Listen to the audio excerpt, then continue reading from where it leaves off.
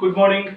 आइए आज हम लोग स्टार्ट करते हैं अपना inorganic chapter D and A block element में जो हम लोग पढ़ रहे थे आगे उसके आगे देखेंगे। प्रॉपर्टीज देख रहा था हम लोगों ने, डी ब्लॉक एलिमेंट का डिटेल डिस्कशन हो रहा था वहां पर।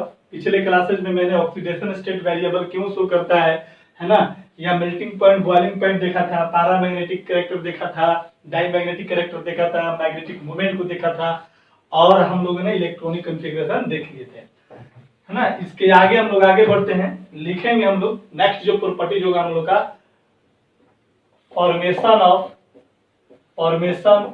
Of complex compound. Complex compound को ही हम लोग कोऑर्डिनेशन कंपाउंड भी बोलते हैं। क्या बोलते हैं बाबू? कोऑर्डिनेशन कंपाउंड भी बोलते हैं। कहता है क्या कि डी ब्लॉक एलिमेंट जो होता है, कहता है कि डी ब्लॉक जो एलिमेंट होता है वो कॉम्प्लेक्स कंपाउंड फॉर्म करता है या कोऑर्डिनेशन कंपाउंड फॉर्म करता है। ये चीज हम लोगों ने 11th में भी पढ़ा था, लेकिन क्यों फॉर्म करता है इसके बारे में डिस्कस करना हम लोग को। कहता है क्या, जैसे कोई भी कॉम्प्लेक्स कंपाउंड है, जैसे मान लीजिए मैंने लिखा कि K4 है, FeCN6 है ना। कॉम्प्लेक्स जैसे बोला जाएगा तो उसमें ये स्क्वायर ब्रैकेट आपको नजर आएगा, ठीक है। ऐसे कंपाउंड को कॉम्प्लेक्स कंपाउंड कहते हैं, ठीक है। ये जो स्क्वायर ब्रैकेट के अंदर वाला जो पार्ट होता है इसको बोलते हैं कॉम्प्लेक्स स्फीयर बोलते हैं, या इसी को कोऑर्डिनेशन स्फीयर बोलते हैं। और इस स्क्वायर ब्रैकेट के जो भी बाहर वाला पार्ट है इसको आयोनाइजेशन स्फीयर बोलते हैं, ठीक है। इसके चैप्टर के बाद हम लोग वही चैप्टर पढ़ने वाले हैं, ठीक है।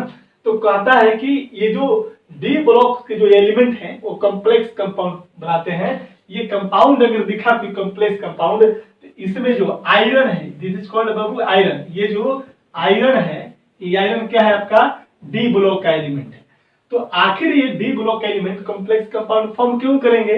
क्योंकि डी ब्लॉक एलिमेंट के केस में होता क्या है कि डी ब्लॉक के केस में जो n-1d जो ऑर्बिटल होते हैं वो क्या होते हैं बाबू?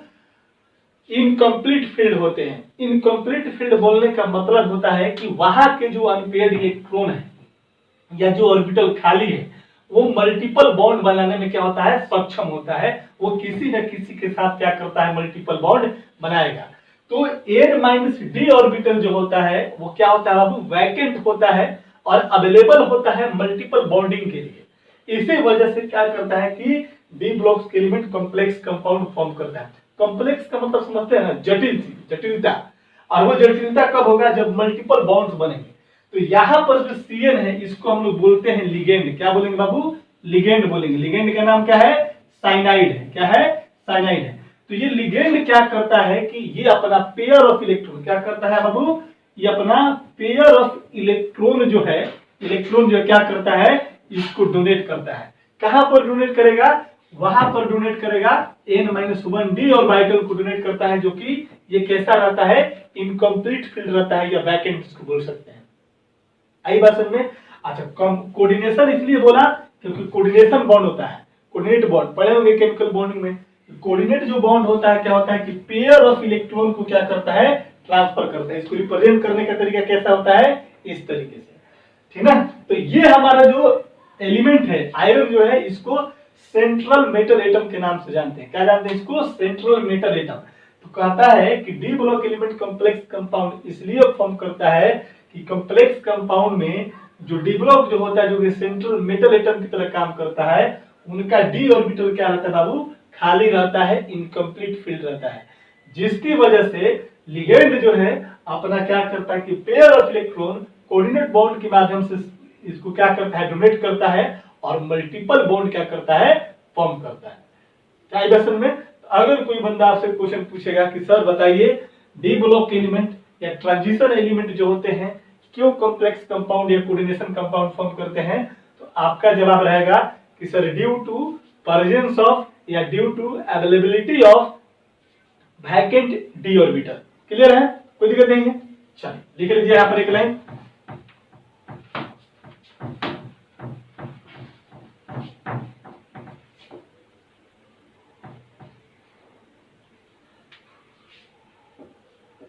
The D block element बगल में लिखो ट्रांजिशन एलिमेंट। अब ट्रांजिशन एलिमेंट बोलने का मतलब समझ गए होंगे कि n-1d ऑर्बिटल क्या रहेगा, इनकम्प्लीट रहेगा, ठीक ना। The d block element form complex compound, form complex compound due to having incomplete filled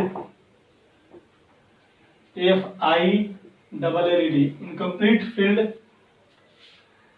n-1 d orbital, या सिंपली आप d ऑर्बिटल भी बोल सकते हैं, कोई दिक्कत नहीं है, ठीक ना। लिखेंगे द सेंट्रल मेटल एटम है ना, सेंट्रल मेटल एटम है ना, एक्ट एज, ऐसे कर दो, the d block element, the d block element act as central metal atom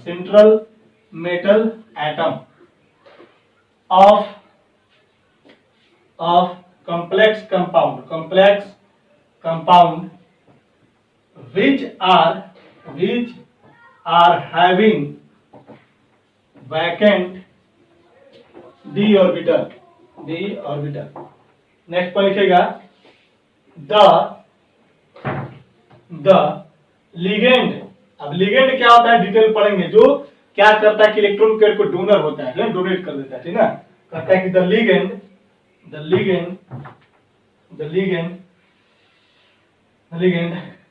donate a pair of electron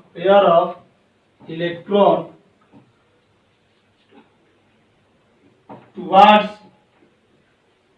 the central metal atom। दो जगह पर कहा गया है, सेंट्रल मेटल एटम को शॉर्ट में CMA लिख दिया, ठीक ना।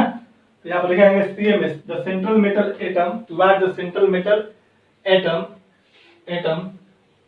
In their vacant n-1 d orbital Bhaya making coordinate bond है ना। अब एग्जाम्पल लिख लो, कुछ कंपाउंड है, एग्जाम्पल कोऑर्डिनेशन कंपाउंड का, जैसे कि K4Fe हो गया है ना, CN6 हो गया है ना, ये आपको PTNH3Cl2 है ना, PTNH3 6SO4 हो गया है ना, CuCN4 यहाँ पर K3 हो गया, EDC है ना, ज्यादा नहीं है, सारे के सारे क्या है, कॉम्प्लेक्स कंपाउंड है। हर जगह तो ये आयरन हो गया, ये प्लैटिनम हो गया, यहाँ पर फिर कॉपर हो गया, ये सब सारे के सारे क्या है, डी ब्लॉक एलिमेंट है, और इनके सबके पास वैकेंट डी ऑर्बिटल अवेलेबल है। तो क्या करता है कि लिगेंड से क्या करेगा, यहाँ पर NH3 लिगेंड हो गया, यहाँ पर CN लिगेंड हो गया, यहाँ पर CN लिगेंड हो गया, तो इनके पास क्या होता है कि अवेलेबल क्या रहते हैं, इनके पास लोन पेयर रहते हैं, और यही लोन पेयर इलेक्ट्रॉन क्या करता है, इसको डोनेट करेगा, किसको, आयरन को, कहां पर, उसके वैकेंट डी ऑर्बिटल, ठीक है। तो क्वेश्चन पूछेगा तो यही वाला रीजन याद रखिएगा, यही क्वेश्चन पूछेगा कि क्यों बनाता है डी ब्लॉक एलिमेंट जो है कॉम्प्लेक्स कंपाउंड, क्यों फॉर्म करता है, तो due to having incomplete field n-1 d orbital, ठीक है। नोट कीजिए, आगे बढ़ो। नेक्स्ट प्रॉपर्टी लिखेंगे वेरिएबल वैलेंसी, कि डी ब्लॉक एलिमेंट जो होते हैं वो वेरिएबल वैलेंसी शो करते हैं, क्यों करते हैं ये भी देखते हैं हम लोग।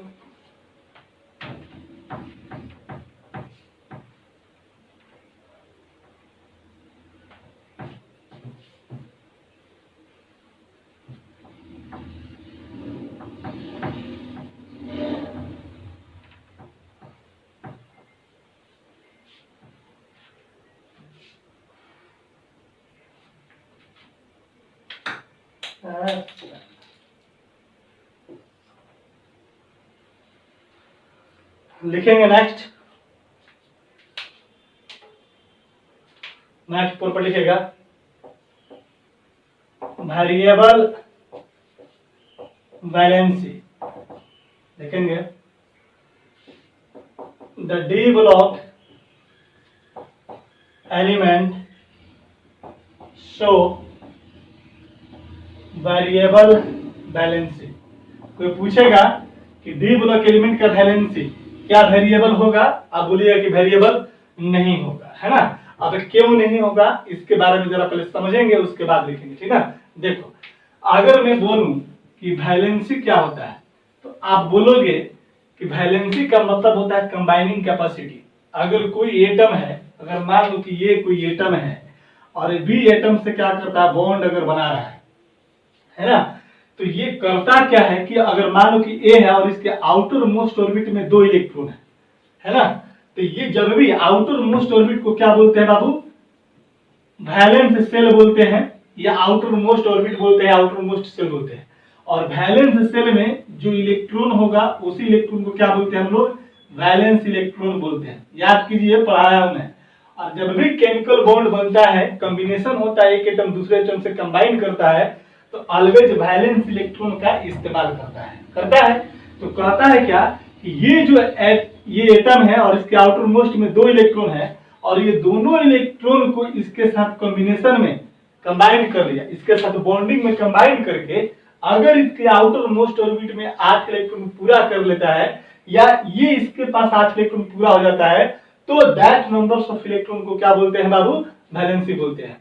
तो वैलेंसी यहां बोलने का मतलब है कि डी ब्लॉक एलिमेंट के केस में कोई भी मेटल है आपका डी ब्लॉक का, तो आपको पता होना चाहिए कि उसके एक होता है एनएस आउटर मोस्ट ऑर्बिट, जिसमें जो इलेक्ट्रॉन होगा उसको क्या बोलेंगे, बैलेंस इलेक्ट्रॉन, और एक होता है एन माइनस क्या बाबू, 1d होता है। क्या होता है, एन माइनस 1d होता है।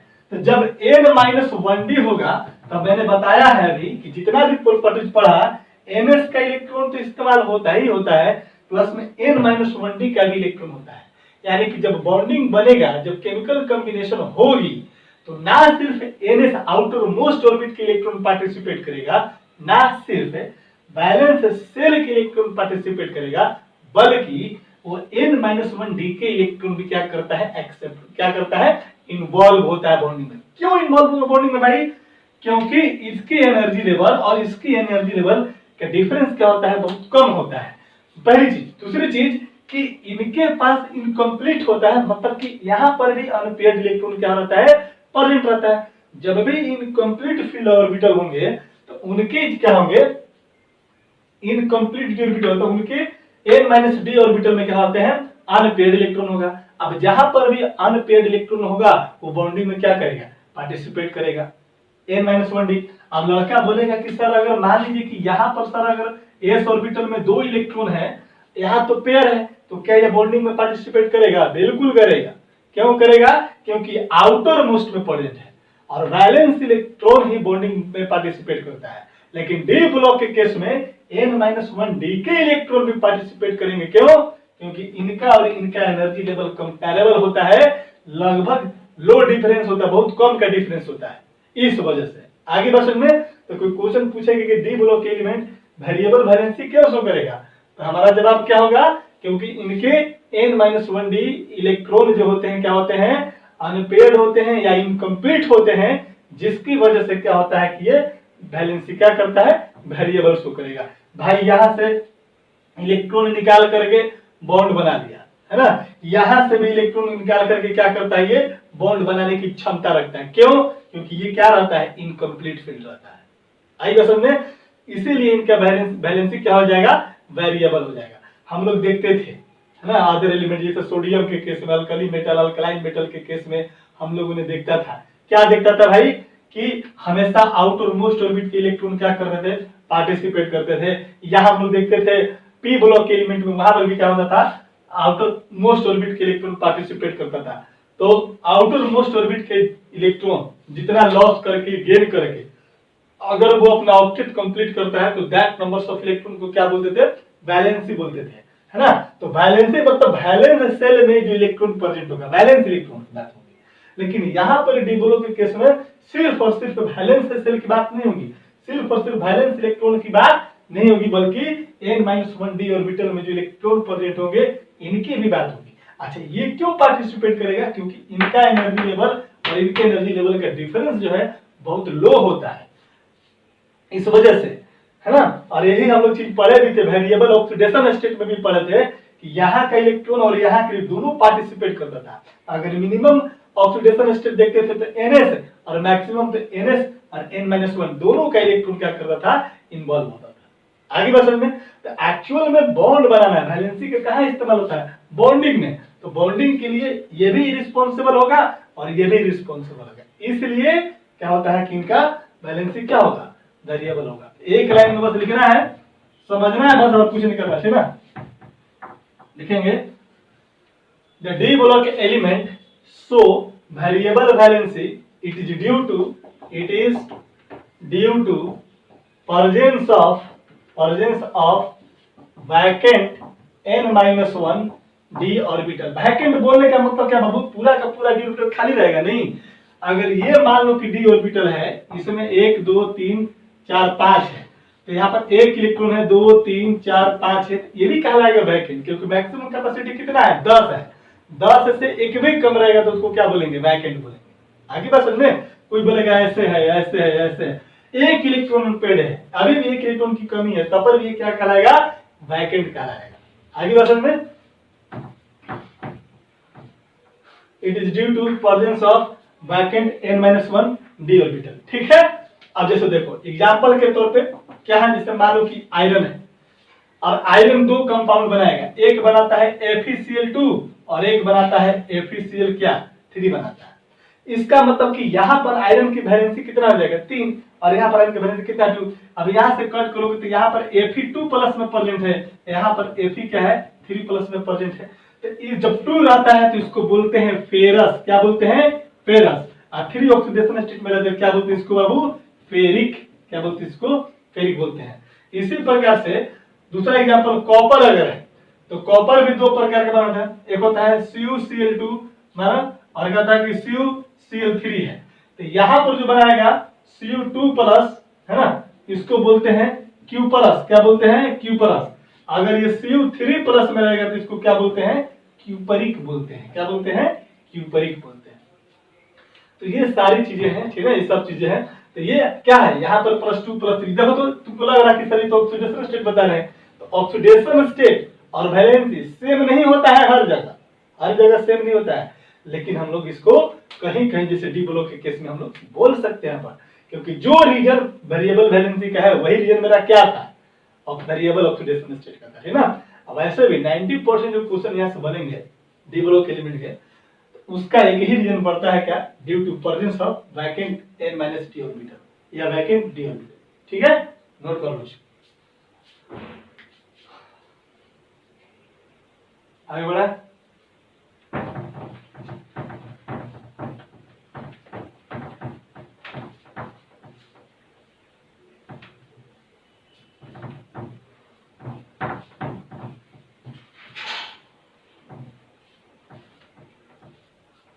नेक्स्ट प्रॉपर्टी लिखेंगे हम लोग, वेरिएबल वैलेंसी हम लोगों ने देख लिया, इसके बाद लिखेंगे कैटालिटिक प्रॉपर्टीज। देखो कैटालिटिक प्रॉपर्टीज क्या होता है ना। कैटालिटिक प्रॉपर्टीज का मतलब होता है कि डी ब्लॉक्स के जो एलिमेंट हैं वो क्या करते हैं, कैटलिस्ट की तरह बिहेव करेंगे। और कैटलिस्ट की तरह बिहेव करने का क्या रीजन होता है, कैटलिस्ट की तरह बिहेव करने का रीजन होता है कि ये वेरिएबल ऑक्सीडेशन स्टेट को क्या करता है, एडॉप्ट करता है। याद रखिए क्या करेगा, वेरिएबल ऑक्सीडेशन स्टेट को एडॉप्ट करेगा, है ना। अब देखो क्या होता है, जैसे मैंने बोला कि जैसे N2 है अब +3H2 है और ये क्या बनाता है, अमोनिया बनाता है। इस प्रोसेस को नाम क्या है बताओ तो, हैबर प्रोसेस। क्या बोलते हैं बाबू, हैबर प्रोसेस। पढ़े हम लोग सरफेस केमिस्ट्री में हैबर प्रोसेस पढ़ते हैं ना। और वैसे भी हम लोग पढ़ेंगे, पी ब्लॉक एलिमेंट में भी पढ़ना है, डिटेल पढ़ना है।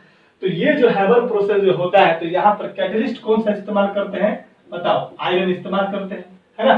फाइन पार्टिकल होता है, वो छोटा छोटा पाउडर फॉर्म में रहता है। इसको प्रमोट करने के लिए प्रमोटर लगाते हैं और उस प्रमोटर का नाम क्या होता है, मोलिब्डेनम। क्या होता है बाबू, मोलिब्डेनम जो मेटल होता है ना।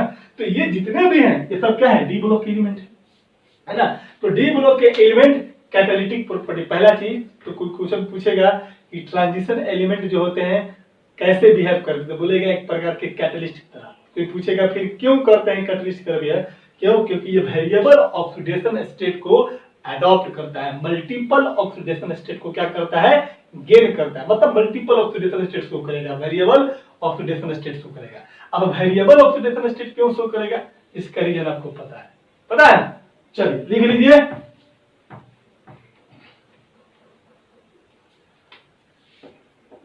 जनरली डी ब्लॉक एलिमेंट यानी कि transition element so catalytic properties बोलने का मतलब है that is act as catalyst during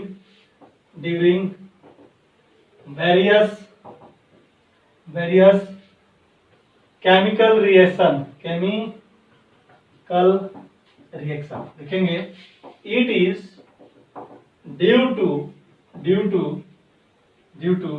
ability of show multiple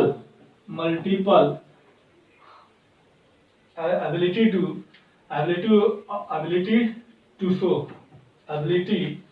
to show multiple oxidation state। ठीक है, बगल में लिख देता हूं यहां पर कि मल्टीपल ऑक्सीडेशन स्टेट, या इसी को क्या बोलते हैं, वेरिएबल ऑक्सीडेशन स्टेट, है ना। क्यों करेगा, due to presence of n-1 d orbital. आई बात समझ में, कोई दिक्कत नहीं है। अब एग्जांपल करने की कोई जरूरत है नहीं, पहला में एग्जांपल करना है, जैसे लिख दो हैबर प्रोसेस किसका होता है बाबू, फॉर मैन्युफैक्चरिंग ऑफ क्या बाबा, अमोनिया, पढ़े हम लोग NH3। अब इसमें क्या होता है, हैबर प्रोसेस में कैटलिस्ट क्या होता है, बताओ कैटलिस्ट क्या होता है, बोलो, आयरन होता है ना, कोई दिक्कत नहीं है, पढ़ चुके हैं हम सारा लोग, सरफेस केमिस्ट्री में देख लीजिएगा। दूसरा क्या होता है, कॉन्टैक्ट प्रोसेस किसके लिए होता है, फॉर फॉर्मेशन ऑफ H2SO4। इसमें कैटलिस्ट कौन सा, यहीं पे लिख देता हूं, कैटलिस्ट कौन सा बताओ, V2O5 या प्लैटिनम PT का भी इस्तेमाल करते हैं, याद आ रहा है।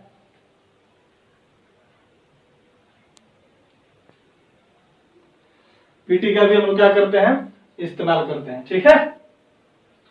कैटलिस्ट V2O5 होता है, प्लैटिनम होता है, NO होता है, नाइट्रोक्साइड, बहुत सारा चीज होता है, ठीक ना। ओस्टवाल्ड प्रोसेस में पढ़े होंगे, वो भी इस्तेमाल होता है, ठीक ना। तो बहुत सारा देख लीजिएगा सरफेस केमिस्ट्री में, ठीक ना। चलिए नोट कीजिए इसको, कैटलिस्ट प्रॉपर्टीज हो गया। रीजन याद करना है, क्यों, due to ability of showing multiple oxidation state या वेरिएबल ऑक्सीडेशन स्टेट, ठीक है। चलो आगे बढ़े, नेक्स्ट लिखिएगा इंथैल्पी ऑफ एटोमाइजेशन।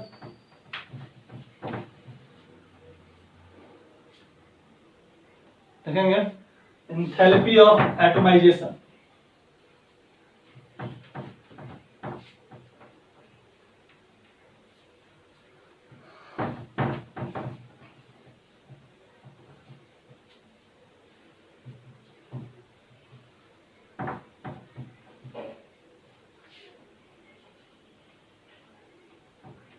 लिखेंगे इंथैल्पी ऑफ एटोमाइजेशन क्या होता है भाई, एटोमाइजेशन, इंथैल्पी ऑफ एटोमाइजेशन क्या होता है।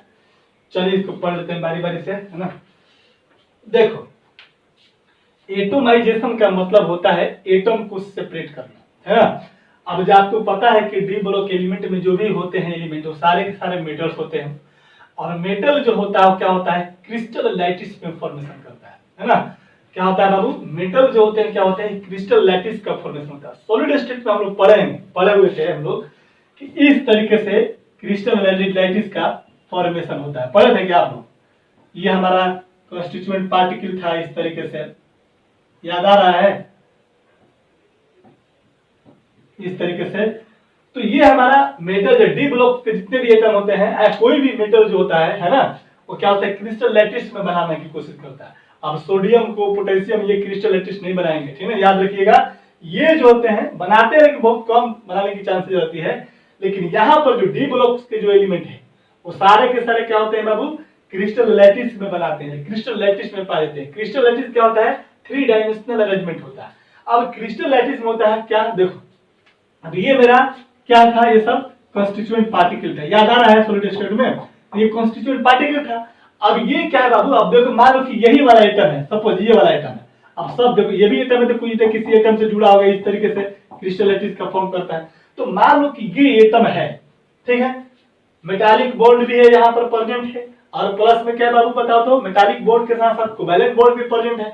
अब ये जब क्रिस्टल लैटिस में प्रेजेंट है तो कहता है कि इस एटम को, मान लिया जाए कि मैंने इस एटम का नाम क्या रख दिया, ए नाम रख दिया है, तो कहता है कि क्रिस्टल लैटिस से किसी एटम को बाहर निकालने के लिए, सेपरेट करने के लिए जो हमको एनर्जी सप्लाई करना पड़ेगा, जो एनर्जी सप्लाई करना पड़ेगा, उसी एनर्जी को क्या बोलते हैं, इंथैल्पी ऑफ एटमाइजेशन या एनर्जी ऑफ एटमाइजेशन या एटमाइजेशन एनर्जी बोलते हैं। आई बात समझ में। हम लोग ये क्रिस्टल लैटिस क्यों बनाए, क्योंकि डी ब्लॉक्स के एलिमेंट यानी जो मेटल्स हैं वो क्रिस्टल लैटिस स्ट्रक्चर में पाए जाते हैं। क्रिस्टल लैटिस स्ट्रक्चर क्या होता है, काफी हार्ड स्ट्रक्चर होता है, आपको पता होता है। एक रेगुलर वे में, एक लॉन्ग रेंज ऑर्डर में क्या होता है, फिक्स होता है, मतलब प्योरली ऐसे भी जनरली हम जानते हैं मेटल किस में पाए जाते हैं, सॉलिड स्टेट में पाए जाते हैं, किसको छोड़ करके, मरकरी को छोड़ करके। तो मरकरी को छोड़ करके जितने भी मेटल्स हैं वो कैसे होंगे बाबू, क्रिस्टल लैटिस में। अब वहां से एटम को हटाना है। अब ये बहुत हार्ड स्ट्रक्चर है, आपको पता होगा कि मेटल हार्ड एंड रिजिड होते हैं, ये बहुत हार्ड होगा सॉलिड स्टेट में है। तो अब यहां से इसको हटाने का, यहां से इसको हटाएंगे, उसके लिए जो एनर्जी सप्लाई करना पड़ेगा, दैट एनर्जी इज कॉल्ड क्या, इंथैल्पी ऑफ एटमाइजेशन। आगे बात समझे, कोई दिक्कत नहीं है, क्लियर है। अब यहां से हम लोग एनर्जी लगाएंगे तो प्रोसेस कैसा करेगा, इंथैल्पी ऑफ एटमाइजेशन कैसा होगा प्रोसेस, इंडोथर्मिक एक्सोथर्मिक एनर्जी दे रहे हैं तो क्या कहलाएगा, इंडोथर्मिक होगा, कोई दिक्कत नहीं है। अब लड़का पूछेगा कि सर क्यों इंथैल्पी ऑफ एटमाइजेशन हाई क्यों होता है, बहुत ज्यादा क्यों होता है। तो आपको पता होना चाहिए भाई कि एक तो है मेटल, मेटल है तो मेटालिक बॉन्ड भी प्रेजेंट है, कोवैलेंट बॉन्ड भी प्रेजेंट है। अब कोवैलेंट बॉन्ड कितना बनता है वो डिपेंड करता है कि n-1 d ऑर्बिटल में कितना अनपेयर्ड इलेक्ट्रॉन है। जितना ज्यादा अनपेयर्ड इलेक्ट्रॉन उतना ज्यादा मल्टीपल कोवैलेंट बॉन्ड बनाएगा, जितना ज्यादा मल्टीपल कोवैलेंट बॉन्ड होगा उतना ही इसका बॉन्ड स्ट्रेंथ मजबूत होगा, और जितना बॉन्ड स्ट्रेंथ मजबूत होगा आपको एनर्जी उतना ही देना पड़ेगा इसको यहां से हटाने के लिए, ठीक है। तो कोई दिक्कत नहीं है, कोई पूछ लेगा कि क्यों डी ब्लॉक्स के एलिमेंट के पास एंथैल्पी ऑफ एटमाइजेशन बहुत हाई होता है, तो कहेंगे कि इसका बॉन्ड स्ट्रेंथ बहुत ज्यादा होता है क्योंकि इसकी चारों तरफ बहुत सारे बॉन्ड प्रेजेंट रहते हैं, है ना, बहुत सारे कोवैलेंट बॉन्ड प्रेजेंट रहते हैं। तो कोवैलेंट बॉन्ड स्ट्रॉन्ग बॉन्ड होता है और तो स्ट्रॉन्ग बॉन्ड को तोड़ने के लिए एनर्जी आपको ज्यादा देना पड़ेगा। क्लियर हो गया। एक बार फिर से इंथैल्पी ऑफ एटमाइजेशन क्या है समझा देता हूं। इंथैल्पी ऑफ एटमाइजेशन बोलने का मतलब है कि हमारे पास d block element crystal lattice में पाए जाते हैं। अब क्रिस्टल लैटिस क्या होता है आपको ऑलरेडी पता है बढ़िया से।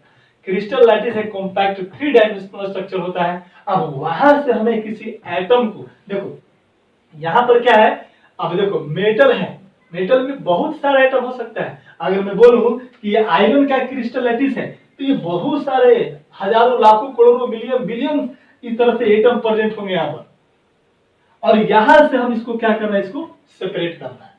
तो कोई भी क्रिस्टल लैटिस में से क्या करना है बाबू, किसी एटम को क्या करना है, हटाने के लिए जो एनर्जी सप्लाई करते हैं दैट एनर्जी इज कॉल्ड क्या, enthalpy of atomisation. Enthalpy of atomisation कहता है कि डी ब्लॉक एलिमेंट के लिए बहुत हाई होता है। क्यों हाई होता है, क्योंकि इनका बॉन्ड स्ट्रेंथ, इनका मेल्टिंग पॉइंट, बॉइलिंग पॉइंट क्या होता है, बहुत हाई होता है। सबका रीजन एक ही है, unpaired n minus d orbital में अनपेयर्ड इलेक्ट्रॉन है, वैकेंट d ऑर्बिटल है, तो मल्टीपल कोवैलेंट बॉन्ड बनाएगा। मल्टीपल कोवैलेंट बॉन्ड बनाएगा, जितना ज्यादा बॉन्ड बनेगा उतना ज्यादा उसकी स्ट्रेंथ, उतना ज्यादा स्ट्रेंथ होगा। तो उसको तोड़ने के लिए, अब मान लो कि यहाँ से इसको सेपरेट करना है, इस बॉन्ड को तोड़ना पड़ेगा, इस बॉन्ड को तोड़ना पड़ेगा, इस बॉन्ड को तोड़ना पड़ेगा, इस बॉन्ड को तोड़ना पड़ेगा, तब इसको सेपरेट कर सकते हैं। तो भैया 4 गो बॉन्ड है, अब यहाँ तो हमें 4 ही दिखा, बहुत सारे भी बॉन्ड हो सकते हैं ना। तो यहाँ से हटाने के लिए उसको क्या करना पड़ेगा, एनर्जी तो देना पड़ेगा। और ये मल्टीपल बॉन्ड क्यों बनाएंगे भैया, क्योंकि n-1d ऑर्बिटल क्या है, इनके वैकेंट है, इसमें क्या है, अनपेयर्ड इलेक्ट्रॉन अवेलेबल है। क्लियर हो गया, लिख लेते हैं।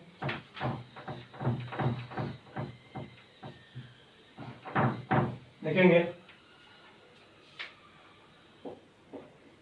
the amount of energy required to separate an atom from their crystal lattice structure, from their crystal lattice structure is called enthalpy of atomization। ठीक है, देखेंगे generally D block element so very high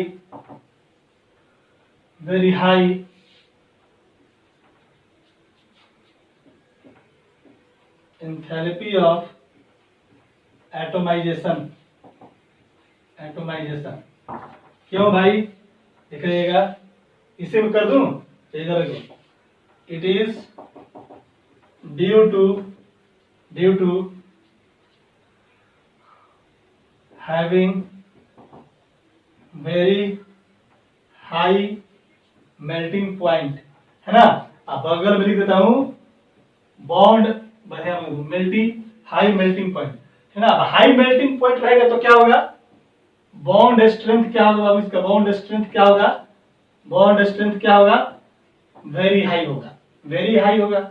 अब bond strength high क्यों होगा, due to formation of multiple bond. और ये क्यों होगा, due to presence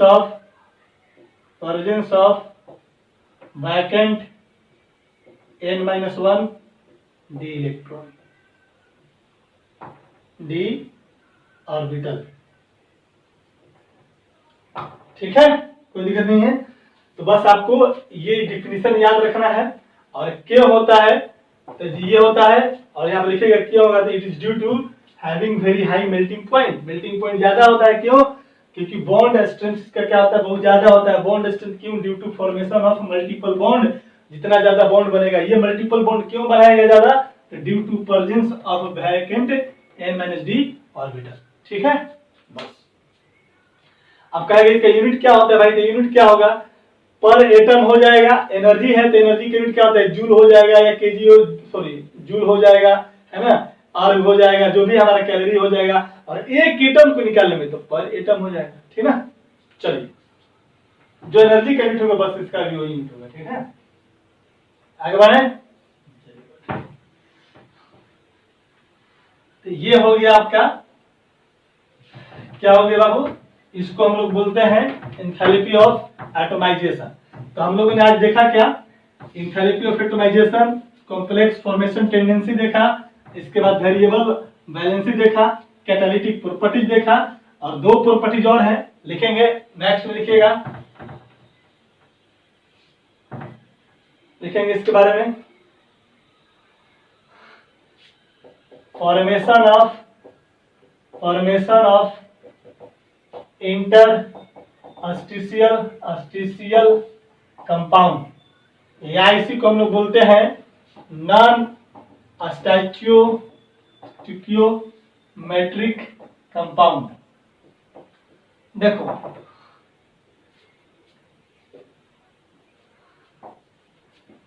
non स्टिक्योमेट्रिक compound क्या होता है, वो एक्चुअली में कंपाउंड के बारे में नहीं बोलेगा, यही को हम लोग इसको वे में समझते हैं, ठीक ना। देखो दोनों पूछेगा, दोनों का सेम रीजन होगा, कोई दिक्कत नहीं। अब अभी अभी हम लोगों ने पढ़ा enthalpy of atomisation. Enthalpy of atomisation के केस में क्या होता है कि क्रिस्टल लैटिस से किसी एटम को बाहर निकालने में जो एनर्जी सप्लाई करते हैं, यहाँ पर भी सेम चीज है। यहाँ पर इस तरीके से आपका क्रिस्टल लैटिस बने पड़े हुए हैं, है ना।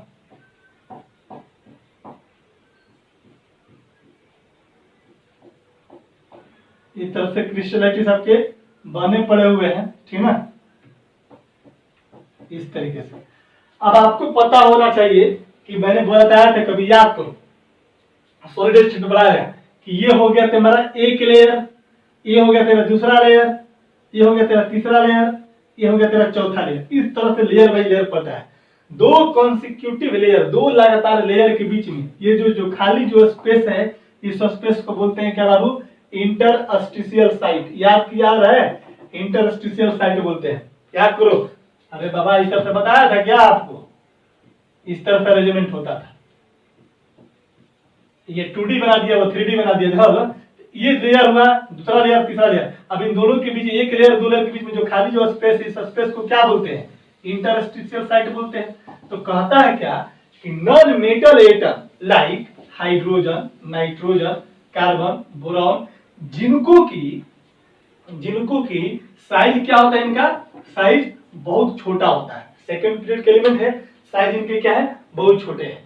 कहता है कि हाइड्रोजन हो गया, नाइट्रोजन हो गया, जब भी कोई नॉन मेटालिक एटम जिनका साइज क्या है, बहुत छोटा या बहुत कम मात्रा में, क्रिस्टल लाइटिस के जब इंटरस्टिशियल साइट में जा करके क्या करते हैं, अपने आप को एडजस्ट कर लेते हैं, अपने फिक्स कर लेते हैं। मान लो कि ये मेरा इंटरस्टिशियल साइट है यहाँ पर, ठीक है, और मैंने बोला कि यहाँ पर आ करके क्या होगा कि नाइट्रोजन जाके शिफ्ट करेगा, है ना, कहीं पर जा करके बोरॉन शिफ्ट करेगा, कहीं पर जाकर के कार्बन शिफ्ट करेगा, कहां पर, इंटरस्टिशियल साइट में। या कहीं कहीं लोग इसको वॉइड भी बोल देता है। हम लोग पता भी है कि पैकिंग के बाद जो खाली स्थान बचता है उसको क्या बोलते हैं, वॉइड भी बोलते हैं। तो अगर कोई non metallic element like hydrogen, nitrogen, carbon, boron etc., अगर ये किसी भी क्रिस्टल लैटिस के इंटरस्टिशियल साइट पे जा करके अपने आप को क्या कर ले, फिक्स कर ले, पोजिशन कर ले, तो उनके द्वारा जो कंपाउंड बनेगा, वैसे ही कंपाउंड को क्या बोलते हैं, फॉर्मेशन ऑफ, वैसे कंपाउंड को क्या बोलते हैं, इंटरस्टिशियल कंपाउंड बोलते हैं। कोई दिक्कत नहीं है। इंटरस्टिशियल कंपाउंड का डेफिनेशन समझ में आ गया कि किसी भी डी ब्लॉक एलिमेंट के क्रिस्टल लैटिस में खाली स्पेस यानी कि इंटरस्टिशियल साइट में अगर जाकर के कोई भी नॉन मेटालिक एलिमेंट लाइक कौन सा बाबा, हाइड्रोजन, नाइट्रोजन, बोरॉन और कार्बन, ये चार आते हैं मेनली रूप से, कि अगर ये जाकर के उनके इंटरस्टिशियल साइट को ऑक्युपाइड कर लेता है, तो कहता है क्या कि जो कंपाउंड बनेगा, that compound is called interstitial site. Definition. दूसरा चीज क्वेश्चन अराइज होगा माइंड में, सर क्यों बनेगा इंटरस्टिशियल कंपाउंड, क्या रीजन है। तो आपको पता है कि डी ब्लॉक के सारे क्या है, डी ब्लॉक एलिमेंट है। अगर मैं आयरन की बात करूं तो सब आयरन आयरन होगा। अब आपको पता है कि डी ब्लॉक एलिमेंट के पास अनपेयर्ड इलेक्ट्रॉन होता है, बिल्कुल भैया, n-1d में वैकेंट डी ऑर्बिटल होता है, अनपेयर्ड इलेक्ट्रॉन होंगे। अब वो अनपेयर्ड इलेक्ट्रॉन क्या करेगा, बॉन्ड बनाने के लिए बेचैन रहेगा। जैसे है नाइट्रोजन गया तो क्या करेगा, नाइट्रोजन क्या होता है बाबू, नॉन मेटल होता है, और ये डी ब्लॉक एलिमेंट क्या होते हैं, मेटल। मेटल इलेक्ट्रॉन लूज करने की tendency, non metal electron gain करने की टेंडेंसी। तो यहाँ से अपना ये इलेक्ट्रॉन लॉस करेगा तो ये इलेक्ट्रॉन गेन करेगा, तो इनके बीच में क्या होगा, अपना बॉन्ड बना लेता है इसके साथ, जो जितनी कैपेसिटी उतनी कैपेसिटी बॉन्ड बनाएगा। तो ये यहाँ पर गया, और मान लो सपोज दैट कि अगर ये किसी के, ये सारे मेटल अगर इसके साथ बॉन्ड नहीं बनाएंगे तो क्या ये रह पाएगा, यहाँ पर नहीं रह पाएगा। कहीं पर जाएगा तो अगर स्थिर है तो किसी न किसी के साथ क्या है, बॉन्ड बनाएगा।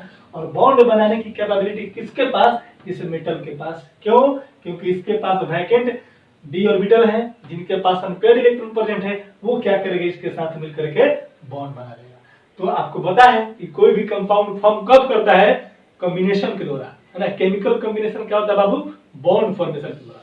तो ये बॉन्ड फॉर्म करेगा, और ये बॉन्ड फॉर्म किसकी वजह से, क्योंकि डी ब्लॉक एलिमेंट के पास क्या है, वैकेंट डी ऑर्बिटल है, जिसमें अनपेयर्ड इलेक्ट्रॉन प्रेजेंट है। आगे बात समझ में कोई दिक्कत नहीं है। तो ये था डिफिनीशन। और दूसरा बताया कि क्यों बॉन्ड करता है, तो ये भी देख लिया। तीसरा रीजन क्या करता है कि इंटरस्टिशियल जो कंपाउंड के जो प्रॉपर्टीज है, कहता है कि क्या होता है, बहुत ही हार्ड होता है। हार्ड बोलने का क्या मतलब है भाई, बहुत कठोर होगा। इसकी हार्डनेस के अगर कंपैरिजन करें तो कुछ कुछ ऐसे भी कंपाउंड आपको मिलेंगे जो डायमंड के जितना हार्ड हो जाते हैं।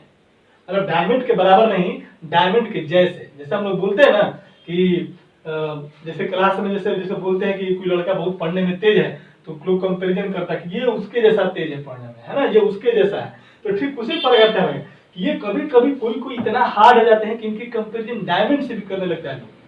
दूसरी चीज, ये केमिकली इनर्ट होता है। केमिकली इनर्ट का मतलब बाबू, ये किसी के साथ केमिकल रिएक्शन नहीं करेगा। अगर ये इंटरस्टिशियल कंपाउंड बन गया, जैसे कि यहाँ पर, अब तुम ये मत बोला कि सर इसके साथ तो बॉन्ड बनाया है, नहीं, ये बॉन्ड बनाने के बाद ये पूरा कंपाउंड क्या मेरा इंटरस्टिशियल राइट हो गया, और ये जाकर किसी के साथ रिएक्ट नहीं करेगा, यानी कि केमिकली रूप से अनरिएक्टिव होता है, इनर्ट होता है।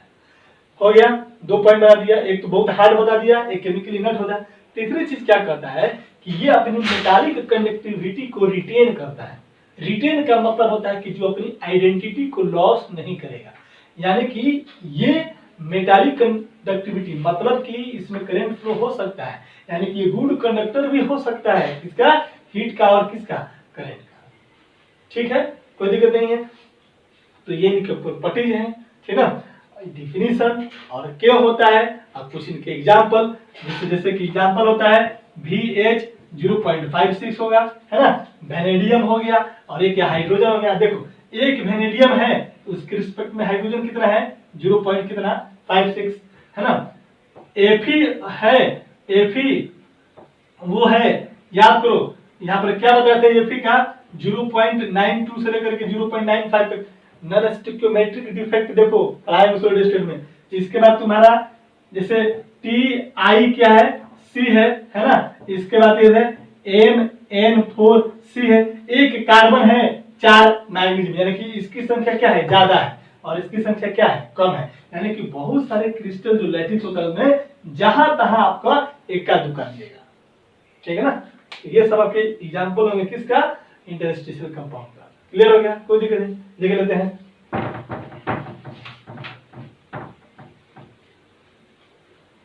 देखो सारा चीज है, कुछ भी नहीं है, सारा कहानी है, अब बस इसको सुनना है, बढ़िया से याद रखिएगा, सारा काम हो जाएगा आपका। देखेंगे सबसे पहले तो लिखो इंटरस्टिशियल कंपाउंड है क्या, कंपाउंड है क्या, या नॉन स्टिक्योमेट्रिक कंपाउंड, ठीक ना। नॉन स्टिक्योमेट्रिक क्यों बोला, क्योंकि नॉन स्टिक्योमेट्रिक डिफेक्ट होता है, या पढ़ो यार, पढ़े हम लोग मेटल डिफिशियंसी डिफेक्ट में।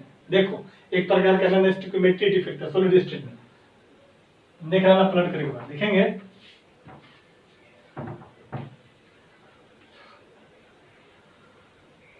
When a non-metal,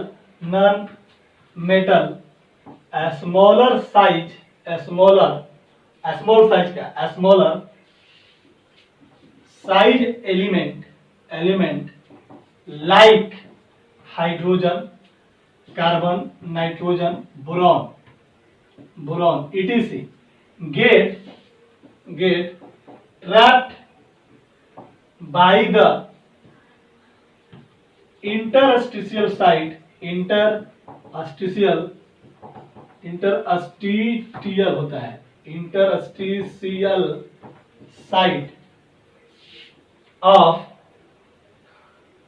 crystal lattice formed by crystal lattice कर देते हैं, crystal lattice of d block element,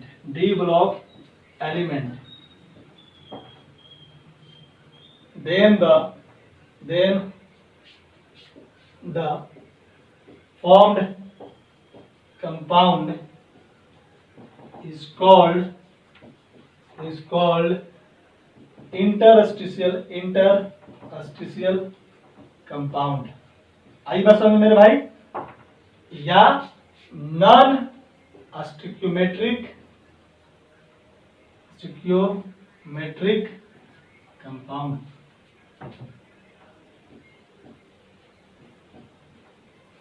ठीक है।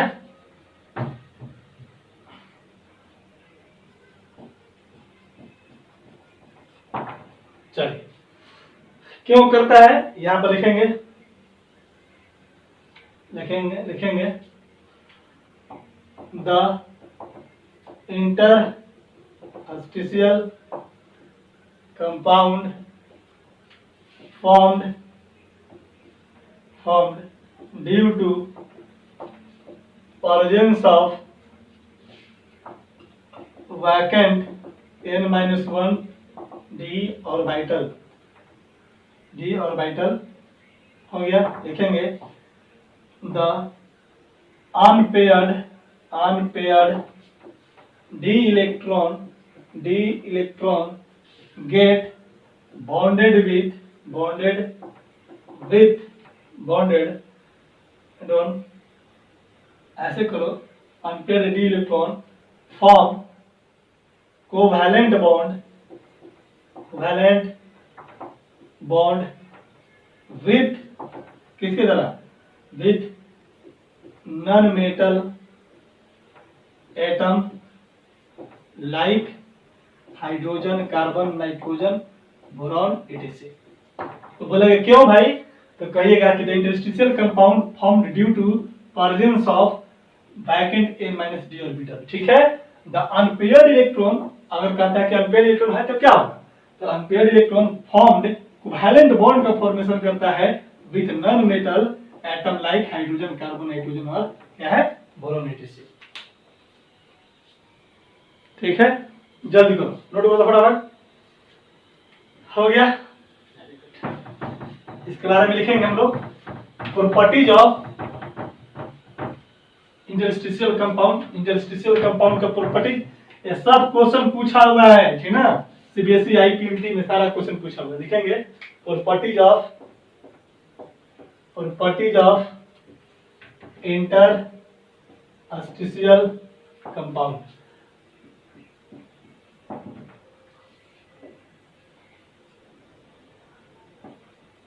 लिखेंगे पहला properties, interstitial compound are very hard in nature, बहुत हार्ड होता है। अब क्यों हार्ड होता है बताने की जरूरत नहीं है, मल्टीपल बॉन्ड बनाएगा, बॉन्ड स्ट्रेंथ रहेगा तो ज्यादा मजबूत होगा, है ना। मेल्टिंग पॉइंट, बॉइलिंग पॉइंट क्या होता है, very high, they have very high melting point and क्या बाबू, बॉइलिंग पॉइंट। तीसरा इसका properties, they are chemically inert. Chemically inert का मतलब क्या होता है, अनरिएक्टिव होता है। क्या है, अनरिएक्टिव। अगर एक बार बन गया तो किसी दूसरे तीसरे के साथ रिएक्शन नहीं करेगा। चौथा कहता है कि इसकी जो मेलिएबिलिटी होती है या जो डक्टिलिटी होती है, आपको पता है कि मेटल क्या होता है बाबू, मेलिएबल एंड डक्टाइल होता है। तो जब इंटरस्टिशियल कंपाउंड फॉर्म कर जाएगा तो इसकी मेलिएबिलिटी और डक्टिलिटी क्या हो जाएगी, कम हो जाएगी। यानी कि जो आसानी से खींचा जाता था, जिसकी लेंथ बड़ा, जो डक्टाइल होता था, वो अब आसानी से डक्टाइल नहीं होगा, है ना। जिसको पीट कर पतला पतला शीट, चदरा टाइप के बनाते थे, वो अब पीटने से शीट नहीं बनेगा आसानी से, क्योंकि जो उसकी मेन जो प्रॉपर्टी था वो प्रॉपर्टीज क्या हो जाएगा, चेंज हो जाएगा। किसकी वजह से, ड्यू टू फॉर्मेशन ऑफ क्या, इंटरस्टिशियल कंपाउंड। और किसी के साथ, किसी नॉन मेटल के साथ मिल जाता है तो क्या करता है, उसकी स्ट्रेंथ बढ़ जाती है, तो मेलिएबिलिटी और डक्टिलिटी उसकी क्या होती है, डिक्रीज कर जाती है। तो they show less malleability and ductility. ठीक है। पांचवा, they retain metallic conductivity. Metallic conductivity they retain, जैसे मेटल क्या होता है, good conductor, fit and electricity होता है।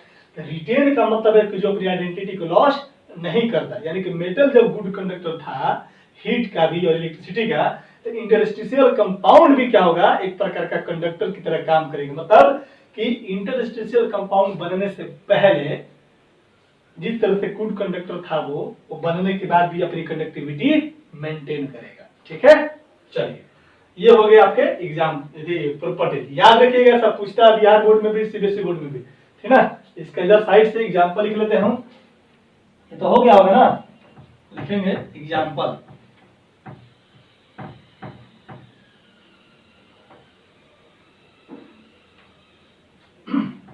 लिखेंगे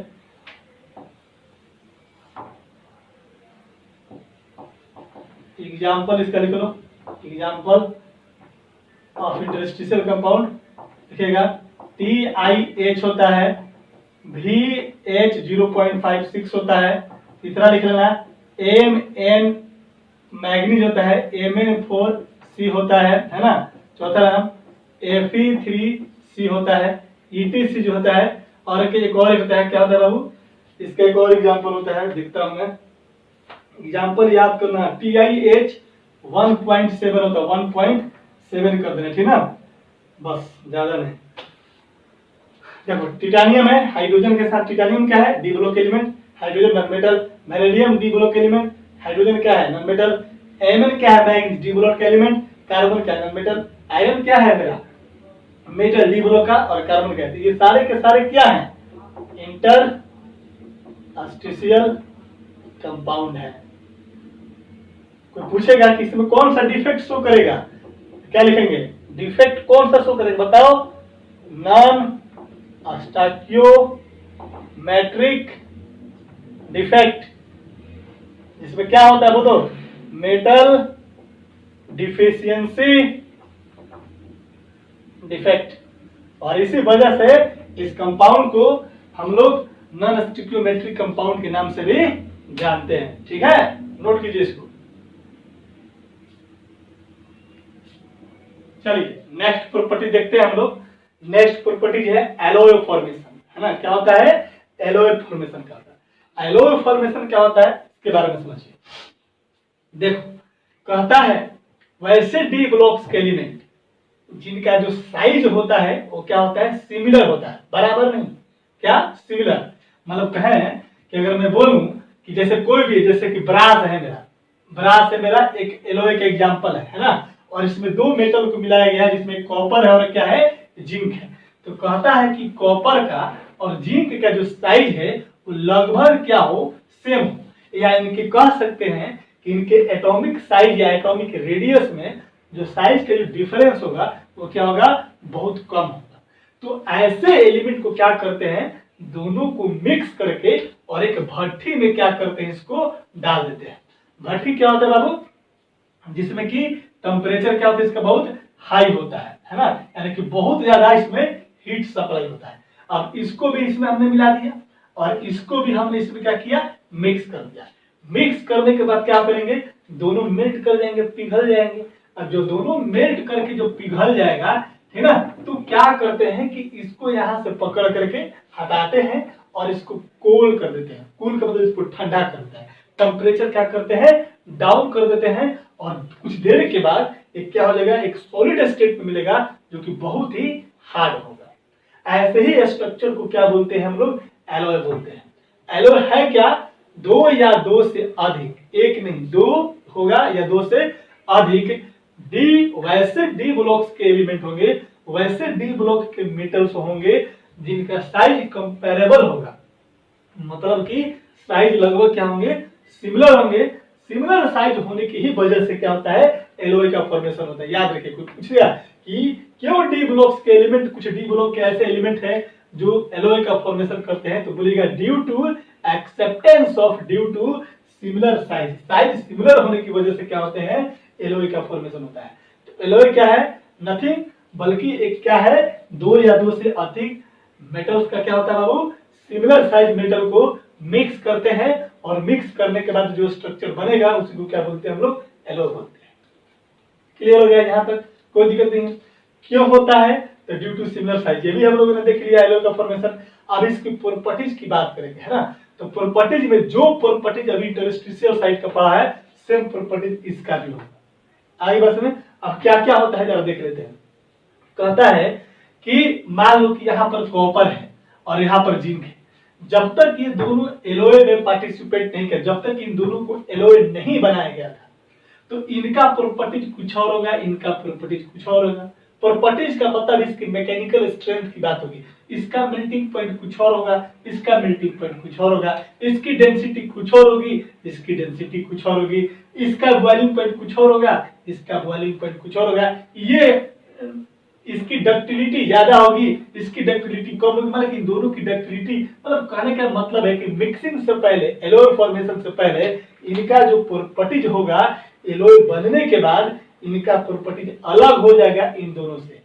याद करो सॉल्यूशन पढ़ा था हम लोगों ने, सॉल्यूशन में क्या बताया था कि अगर कोई कंटेनर है, इस कंटेनर में पानी रख दिया है ना, और यहाँ पर शुगर है, चीनी रखा हुआ है, तो मिलने से पहले इन दोनों का प्रॉपर्टीज अलग अलग था। जब दोनों को मिक्स कर दिया गया था तो कहता है कि जो मिक्स कर दिया गया तो इसका प्रॉपर्टीज मिलने वाले कंपोनेंट से क्या होगा, बिल्कुल अलग होगा। और ये इस तरीके से मिल जाएगा कि आपकी इसकी जो प्रॉपर्टीज है इस कंटेनर में हर जगह क्या हो जाएंगे, सेम हो जाएंगे, कंपोजिशन क्या हो जाएगा, सेम हो जाएगा। और ऐसे मिक्सचर को क्या बोलते थे, होमोजीनियस मिक्सचर बोलते थे। सिमिलरली हम लोग बोल सकते हैं कि एलॉय भी जो है वो क्या है मेरा, एक प्रकार का होमोजीनियस मिक्सचर है। कैसे लोगों का, कैसे कंपोनेंट्स का भाई, दो या दो से अधिक D block metal, D block element जिनके एटॉमिक साइज क्या हो जाएंगे, लगभग सिमिलर हो जाएंगे, तब इनको बोला जाता है कि क्या हो गया, एलॉय बन गया। ठीक है, तो प्रॉपर्टीज में melting point, boiling point high होगा, मेलिबिलिटी और डक्टिलिटी क्या हो जाएंगे, कम हो जाएंगे, एमपीडीपी क्या हो जाएगा, बहुत हाई हो जाएगा, मैकेनिकल स्ट्रेंथ बढ़ जाएगा, केमिकली क्या करेगा, इनर्ट हो जाएगा, ये किसी के साथ रिएक्शन नहीं कर पाएगा।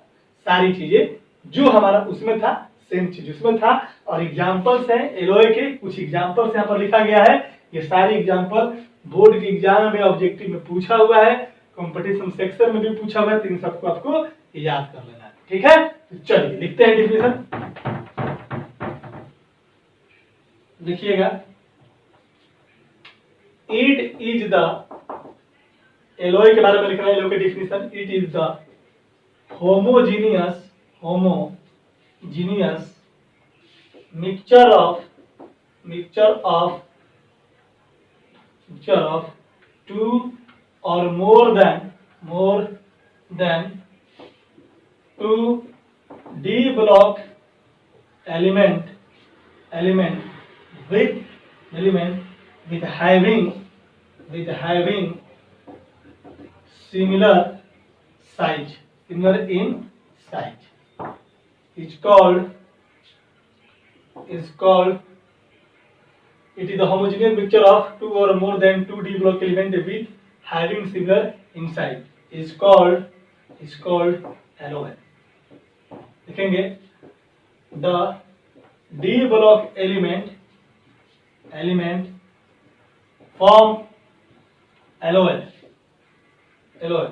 due to having similar in size। अब हम लोग पढ़ेंगे, अभी पढ़ना है दो तीन प्रॉपर्टी और, जैसे एटॉमिक साइज पढ़ेंगे, आयोनाइजेशन एनर्जी पढ़ेंगे, तो क्यों होता है सिमिलर साइज कुछ एलिमेंट का, वहां देखेंगे हम, ठीक है ना, टेंशन लेंगे नहीं। तो पहले तुम एक बार मार लो स्क्रीनशॉट, है ना, और इसकी प्रॉपर्टी लिखवाऊंगा, हो गया। चल देखो प्रॉपर्टीज लिखेंगे, ये एलॉय का डिफिनेशन हो गया, क्यों हुआ ये देख लिया, फिर प्रॉपर्टीज लिखिएगा तब जाके एग्जांपल लिखिएगा, ठीक है। लिखेंगे इसके प्रॉपर्टीज ऑफ एलॉय, प्रॉपर्टीज लिखेंगे दे आर होमोजीनियस, बड़ा पूछता है होमोजीनियस, जबकि वहां पर क्या हो जाएगा, इंटरस्टिशियल कंपाउंड क्या होता है, हेट्रोजीनियस होता है। क्यों, क्योंकि भाई एक हमारा क्या है, बड़ा साइज है, एक क्या है मेरा छोटा साइज है, वो कभी भी एक रेशियो में क्या करता है, मिल नहीं पाएगा। यहाँ पर क्या होगा, कंप्लीटली क्या करेगा, मिल जाएगा, ठीक है। They are homogeneous in nature, ठीक है। दूसरा, they are very hard in nature, तीसरा, they are having very high melting point and boiling point. चौथा, दे आर केमिकली इनर्ट, किसी के साथ रिएक्शन नहीं करेगा। पांचवा जो हो जाएगा, दे so less malleability and ductility. ठीक है, ये प्रॉपर्टी पूछेगा आपसे, 2 नंबर का क्वेश्चन पूछेगा बोर्ड में कि क्या होता है एलॉय, तो एलॉय का डिफिनीशन, एलॉय का प्रॉपर्टी, इसमें से 2 कोई एग्जांपल लिख दीजिएगा। ठीक है, कोई दिक्कत नहीं है। चलिए अब थोड़ा इसको हम समझ लेते हैं, ठीक ना, क्या होता है। ये एलॉय है और ये इनके कंपोजिशन है। जो एटम लेफ्ट साइड में लिखा हुआ है, जैसे कि ये Ag है तब कॉपर है, तो copper right side, Ag left side.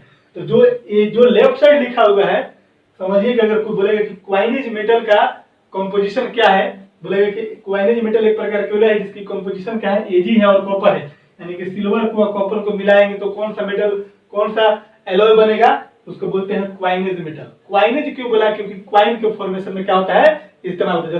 Coin होता क्या, सिक्का, जो सिक्का बनाते हो उस सिक्के में क्या है, Ag रहेगा और कॉपर रहेगा, है ना। अब उसमें क्या होता है कि सिल्वर की मात्रा क्या होगी, ज्यादा विथ रिस्पेक्ट टू कॉपर।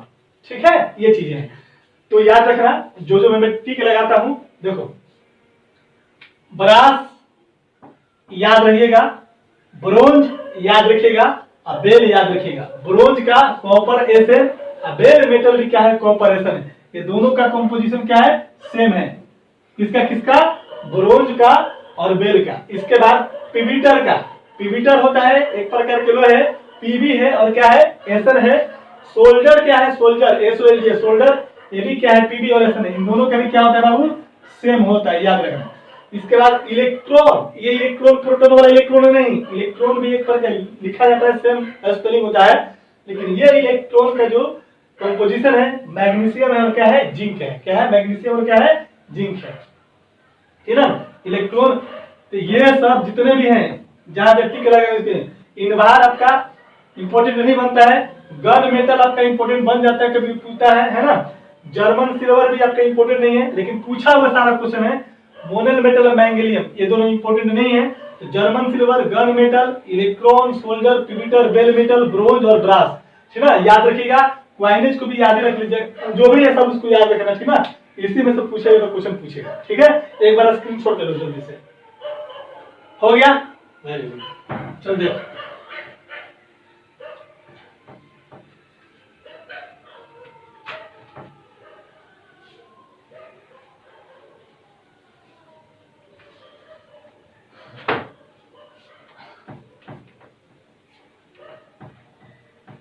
देखना है पर एक और लिख लेना, ड्यूरालिमिन, ये 12वां हो गया। 13वां एग्जांपल में लिख लेना, ड्यूरालिमिन। ये क्या होता है, ड्यूरालिमिन, मैग्नीशियम एंड क्या होता है, एल्युमिनियम। ड्यूरालिमिन यही होता है सर।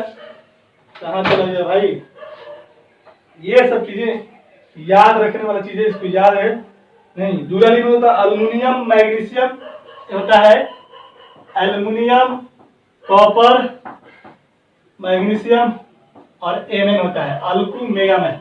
और एक होता है, याद रखिएगा 12वां में, सब इंपॉर्टेंट है इसलिए, स्टेनलेस स्टील। स्टेनलेस स्टील, इसका जो होता है, आयरन होता है, क्रोमियम होता है, निकेल होता है और प्लस क्या होता है, कार्बन होता है, ठीक ना। निकेल और कार्बन, देखो ये जो है, ये 2, इसको भी याद रखिएगा। और इसमें क्या होता है, ये इंपॉर्टेंट क्यों बन जाता है, तो देखो स्टेनलेस स्टील, स्टेनलेस स्टील एक ऐसा एलॉय है जो कार्बन से मिलकर बना है। कार्बन क्या है, नॉन मेटल है। तो क्वेश्चन पूछता है कि वो कौन सा एलॉय है जिसमें कि कार्बन प्रेजेंट रहता है, यानी कि जो नॉन मेटल प्रेजेंट रहता है, दैट इज कॉल्ड क्या, स्टेनलेस स्टील। स्टील को नहीं, स्टेनलेस स्टील बोलना है, ठीक ना। क्या, Fe, क्रोमियम, निकेल और क्या, कार्बन, यानी कि the alloy which are having carbon, बगल में ना नॉन मेटल, ठीक ना, बाकी सारे के सारे कहीं ना कहीं मेटल्स आपको मिल जाएंगे, ठीक ना।